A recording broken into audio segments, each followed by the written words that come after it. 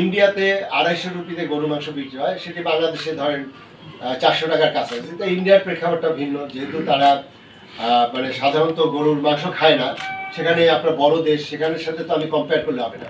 কিন্তু একটা মুসলিম দেশ পাকিস্তান, সেখানেও দেখলাম যে 450 টাকা করে বাংলাদেশি টাকায় গরুর মাংস বিক্রি হয়। তাহলে কেন বাংলাদেশে 800 টাকা বিক্রি হবে? এটি তো এখানে নিশ্চয়ই কোনো একটা কি বলবো, যে একটা জায়গা আছে অস্পষ্ট।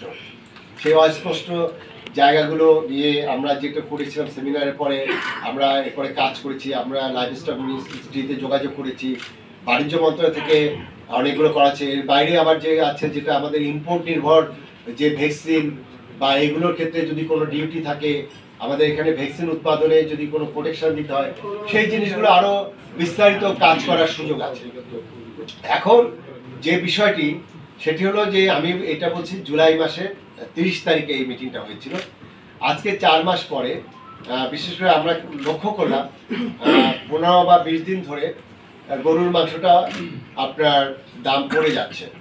পড়ে যাওয়ার পরে এই বিষয়টা আমাদের নলেজে আসলো, বিশেষ করে খলিল সাহেবের তথ্যটা আমি ইউটিউবে দেখলাম। এটি দেখার পর আমি 3-4 দিন আগে দেখলাম, দেখার পরে আমার কাছে খবর নিলাম, আমি ইমরান ভাইয়ের সাথে যোগাযোগ করলাম। আমি একটাই প্রশ্ন ছিল, সেই প্রশ্নটা হলো এই যে উনি যে 595 টাকায় গরুর মাংস বিক্রি করছে, উনি কি লস করছে নাকি উদ্দেশ্যটা কি? পরে আমি যেটা মেসেজ পেলাম নিরপেক্ষ সূত্র থেকে, সেটি হলো না, 595 টাকায় মাংস বিক্রির পরে সেখানেও তাদের লাভ থাকছে, এবং সেটা আমরা আজকে বক্তব্য শুনব। এই জায়গায় বিভিন্ন রকম ডিবেট আছে। ডিবেটটা কি, অনেকেই যারা 750 টাকায় বিক্রি করছে তারা যুক্তি দিচ্ছে যে উনি নাকি সব খারাপ মাংস দিচ্ছে। উনি 30টা গরু জবাই করছে, একদম তাজা গরু, এবং সেখানে আমরা দেখছি বিভিন্ন, বা আপনারাও গিয়ে তদন্ত করে দেখতে পারেন, সেখানে টোটাল গরুটা তো ওখানে বিক্রি করছে। যিনি বলছেন যে সেখানে ভেজাল মাংস দিচ্ছে, আমি বিভিন্ন জায়গায় আপনার বাজারে যেটা গরুর মাংস টানায় রাখে এই হুকে, লোহার হুকে, সেখানে প্রথমে দেখা যায় যে মাংসের আপনার কি বলে, এই যে সিনার মাংস, সামনের রান, পিছনের রান, আর তার পিছনে কি থাকে, একদম সলিড হাড্ডি বা চর্বি ঝুলায় রাখে।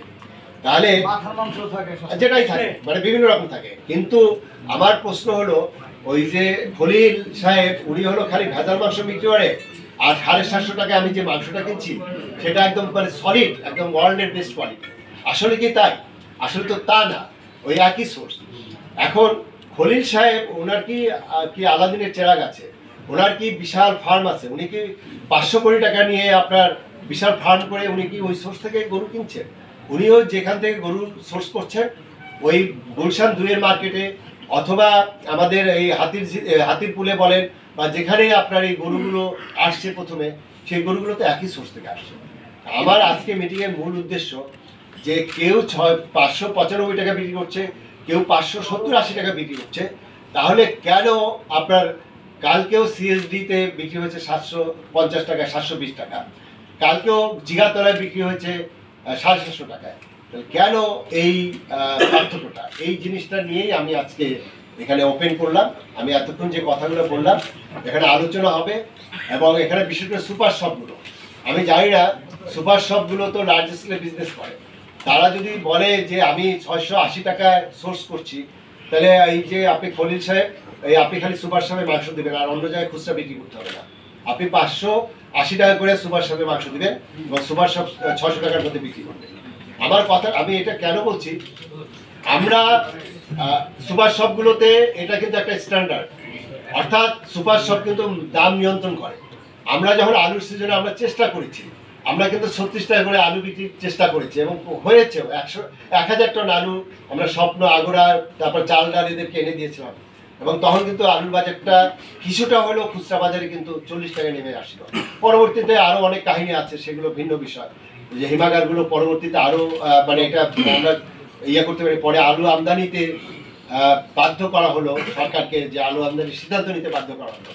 একইভাবে গরুর দাম যদি এখানে 800 টাকা হয়, আমি ইন্ডিয়াতে যদি 400 টাকা হয়, পাকিস্তানে যদি 450 টাকা হয়, তাহলে কি আমরা কি আমদানি খুলে দেবো? আমরা ডিম আমদানি করব, আলু আমদানি করব, গরু আর মাংস আমদানি করব। তাহলে আমরা যে গর্ব করি এই দেশ আজকে এত, আমাদের এগ্রিকালচার সেক্টরে এত উন্নতি হয়েছে, লাইভ স্টকে আমরা 4 কোটি করে পার দিন 4.5 কোটি করে ডিম উৎপাদন হয়, আর 61,000 ডিম আসার পরে ডিমের বাজার পড়ে যায়, তাহলে কি হচ্ছে? তাহলে এই যে মার্কেটের যে প্লেয়ার, এই বিভিন্ন পকেটে পকেটে আপনার এখানে সামহাউ এটা আপনার বাজারটাকে অস্থির করে দিচ্ছে। বাংলাদেশের প্রেক্ষাপটে এবং সেই সময় আমরা জুলাইতে যখন মিটিং করেছি তখন 600 টাকার উপরে কোনো অবস্থাতেই গরুর মাংসের দাম হওয়া উচিত ছিল না। এবং আমরা যদি এই মেজারগুলো নেই তাহলে আমার মনে হয় যে বাংলাদেশে বসেই 500 টাকার মধ্যে গরুর মাংসের দাম রাখা সম্ভব। সংবাদ, ফিচার ও অনুষ্ঠানের জন্য ভিজিট করুন সংবাদ প্রকাশের ওয়েবসাইট এবং যুক্ত থাকুন ফেসবুক পেজ ও ইউটিউব চ্যানেলের সঙ্গে।